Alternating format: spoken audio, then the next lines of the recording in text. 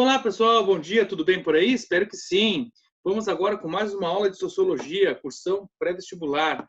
E a dica de hoje é a escola utilitarista, né, que você tem ali no seu material. Por isso que nós já vimos a teoria do conflito, já vimos os teóricos, os clássicos da sociologia, e hoje nós vamos dar sequência no nosso conteúdo. Para tanto, né, eu vou compartilhar uma tela com vocês. Tenho que ser um pouco breve, porque eu só tenho 15 minutos para falar aqui algumas informações pertinentes a esse conteúdo, tá? Porque depois o YouTube não deixa eu passar o vídeo lá. Então, teoria utilitarista. Temos aqui, deixa eu abrir o slide para vocês. O que é a teoria utilitarista? Quando se fala em comportamento social, quando se fala em sociologia, também você vai estudar isso lá na filosofia. Então, o utilitarismo é fruto do pensamento ou da construção de um sistema de pensamento desses dois pensadores, Jeremy Bentham e John Stuart Mill, que inclusive o Mill foi parlamentar em Londres, inclusive foi ele que deu ali o primeiro direito ao voto feminino, tá, lá no parlamento britânico. Mas olha só que interessante, eles são autores, o Bentham um pouco mais velho, vão viver no século XIX, vão ter uma participação, eles vão chegar a estabelecer contato. E o que nós vamos observar aqui dentro dessa escola? Que cada um vai ter um sistema de pensamento dentro do utilitarismo. Por exemplo, Jeremy Bentham, ele é uma pessoa que ele vai criar um sistema de pensamento, uma filosofia, onde a preocupação dele é justamente de criar um sistema onde o ser humano possa evitar a dor e buscar o prazer coletivo, o prazer nas suas ações sociais no dia a dia. Além disso, ele dizia que toda decisão política deveria visar o máximo possível de pessoas. Então, por isso, utilitarismo, que tem uma certa utilidade para as pessoas. O valor moral das decisões, segundo o Jeremy Bentham, ele está justamente focado nessa questão da utilidade, da eficiência, da praticidade. Por isso, mais uma vez, reforçando o nome da escola, o utilitarismo. Algo para ser pensado tem que ser útil. Se você for fazer algo, tem que ser útil, prático, certo? E uma coisa que era bem interessante, que o Bentham colocava, que nas escolhas, todo governo ele deve favorecer ali um coletivo, certo?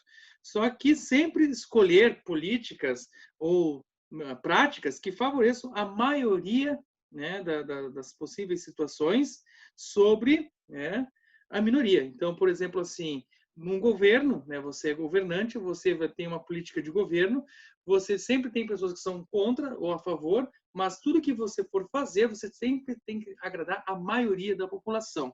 Sempre é justamente nesse sentido que ele dá o conselho aos governos, toda e qualquer forma de política. E claro, para Bentham, a utilidade da filosofia, do pensamento, é transformar o homem em feliz. O homem tem que buscar felicidade. Só que em cima dessa felicidade está aí o estigma do prazer. E segundo Bentham, todas as formas de prazer são de igual valor. Ou seja, não existe o prazer intelectual em cima do prazer sexual. Todas as formas de prazer têm o mesmo peso. E é claro que uma condição que o homem tem é o fato de ser humano, e por isso ele está na mesma condição de igualdade com todos que devem ter acesso à felicidade, ou seja, devem ter aí a felicidade como acessível. Então, essa é um pouco do pensamento de Jeremy Bentham, que nós vamos estudar mais a fundo lá na filosofia. Já o John Stuart Mill, ele é um seguidor de Bentham, ele vai trabalhar muito com a tese do liberalismo, a tese da liberdade de expressão e outros estímulos. Ele mirava muito uma reforma íntima ao invés de uma revolução dentro do seu sistema de pensamento. Então, para John Stuart Mill, tão importante quanto fazer uma revolução, transformar as instituições sociais, é você fazer uma reforma íntima, que o ser humano possa mudar, porque se ele mudar, ele consegue alterar, mudar o meio que ele está inserido, certo? E também ele pregava que o máximo de felicidade para o máximo número de pessoas. Então, nós temos que fazer políticas públicas, nós temos que fazer sistemas de pensamento que possam trazer uma utilidade e que possa trazer o máximo de felicidade para o maior número de indivíduos. Também, ele vai dizer que a solução para ampliar essa felicidade está na educação e na opinião pública. Por isso que é importante um governo ouvir sempre os seus súditos e qualificá-los a partir da educação. Também nós vamos observar que ele estabelece uma quantificação da felicidade, né? Ou seja, o que é ser feliz? Então, ele vai dizer que o maior prestígio de felicidade está ligado ao prazer intelectual, certo? Todas as formas de prazer, o prazer que você tem ao se alimentar de uma coisa que você gosta, né? Saciar a vontade de comer, ou prazer sexual, ou prazer de você ter uma indumentária adequada para um determinado momento, tudo isso não significa nada, ou talvez signifique pouco perto do prazer intelectual. Então, para você ver aí uma grande diferença do Jeremy Bentham. E uma grande importância é que dentro do pensamento de John Stuart Mill, ele não coloca a sociedade como um problema, mas ele vai colocar o indivíduo no centro do seu sistema de pensamento.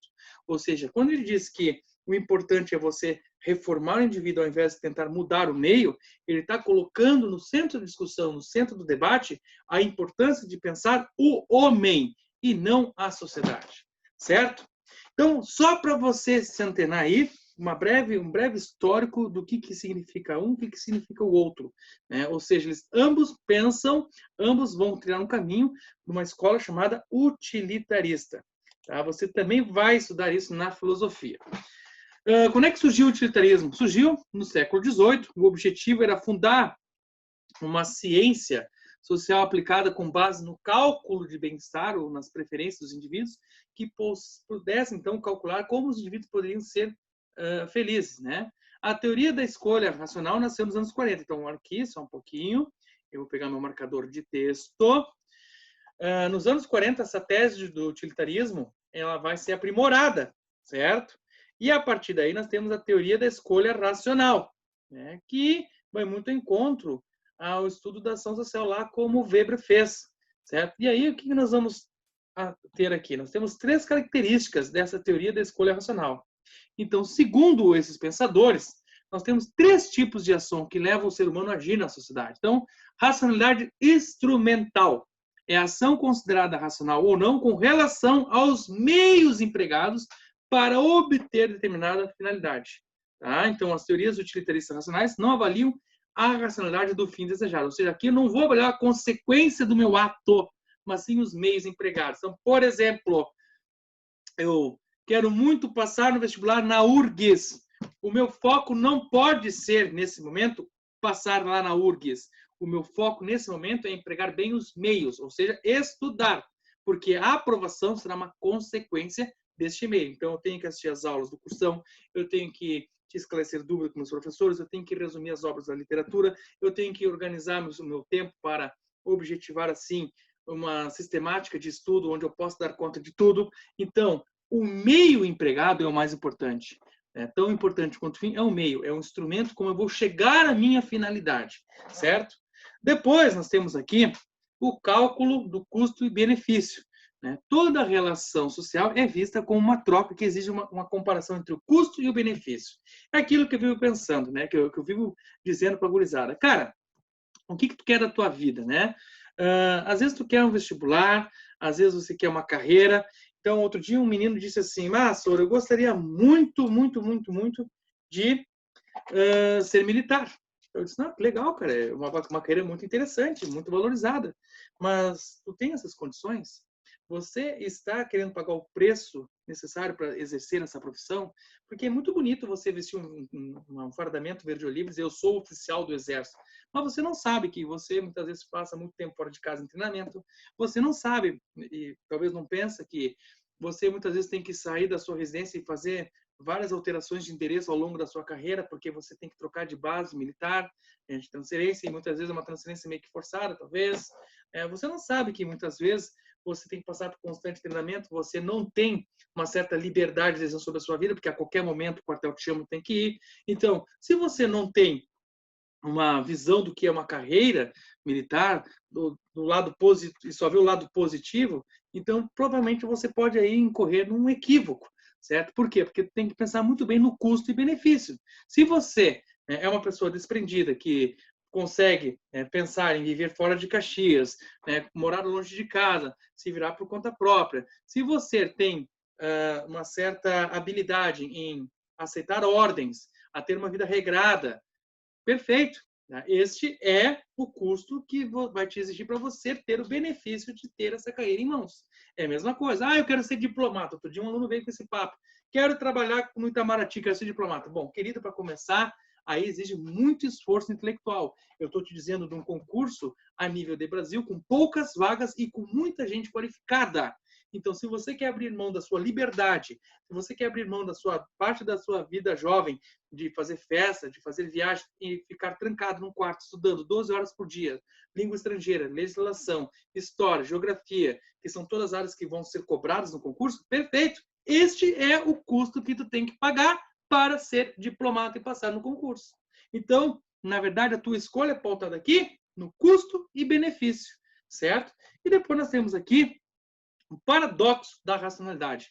Mesmo que todos individualmente desejam maximizar seu bem-estar, o resultado final pode ser menos do que ótimo para todos, em alguns em decorrência da falta de coordenação entre as ações individuais.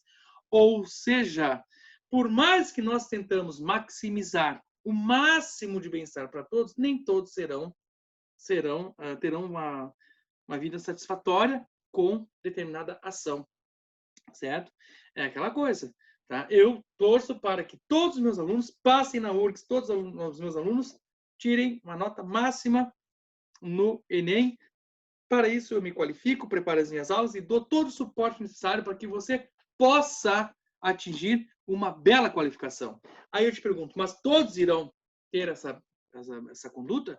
Todos terão o mesmo resultado? Claro que não, porque além do meio, você tem outras coisas que interferem nesse resultado, né? Como a questão do teu estado de espírito no dia da prova, o teu estado psicológico, a questão do acompanhamento dos teus estudos, a questão da tua organização pessoal, certo? Então, esse é um exemplo que seria do paradoxo da racionalidade.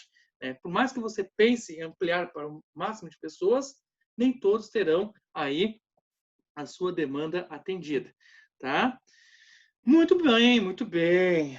Então, aqui nós temos mais uma aulinha, tá? Espero que você tenha gostado.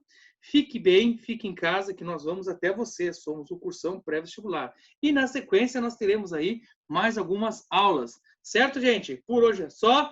Fiquem bem, fiquem com Deus. Até. Valeu. Tchau.